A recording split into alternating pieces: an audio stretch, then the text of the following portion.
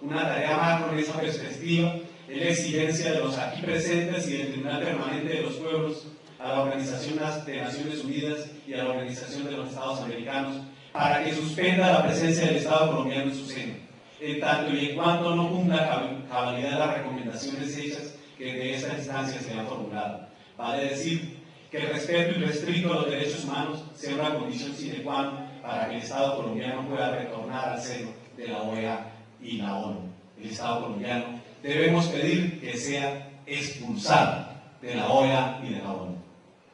En esta lógica, ningún sentido tiene llevar nuestros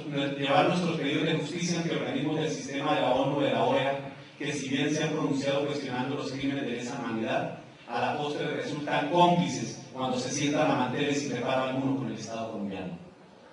Divulgar ampliamente la sentencia que el Tribunal Permanente de los Pueblos profiera contra la multinacional Coca-Cola y su aliado incondicional el Estado,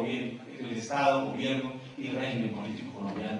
en procura de ir construyendo un verdadero sistema de justicia político-jurídico de los pueblos, dotado de instancias, instrumentos y mecanismos de defensa y protección de sus libertades y derechos. Acusamos